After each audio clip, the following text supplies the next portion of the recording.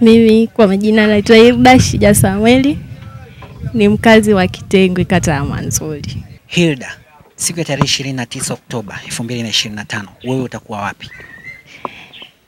Nitakuwa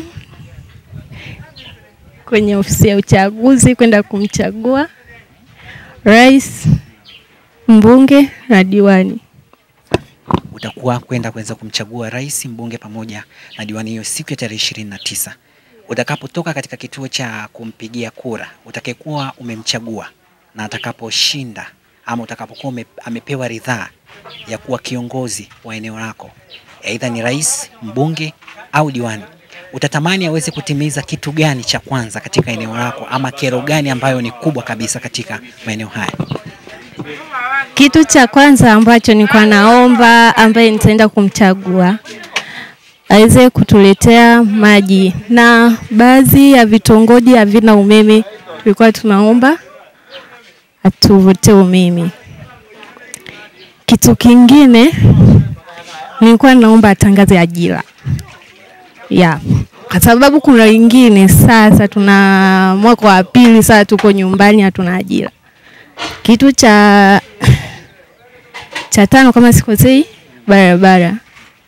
barabara ina vumbi sana, watu wanahangaika kusafiri.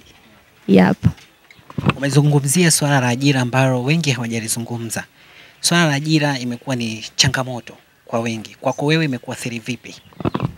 Kwangu mimi imeniathiri kiasi kikubwa kidogo, kwa sababu nimemaliza chuo, sina mtaji wowote, sina kazi yoyote, kaja hapa mtaani.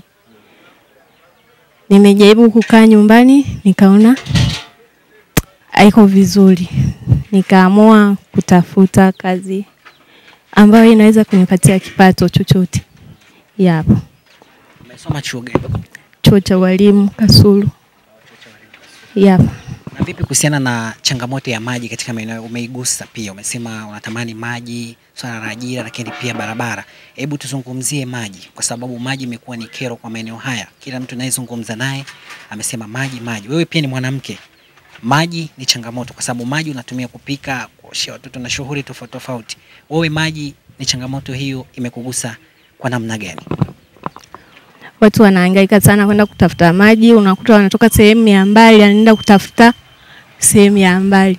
Unakuta wanapata shida kubwa sana. Unakuta kuna wengine wana watoto wajawazito, kwa unajikuta inawaathiri kiasi kubwa.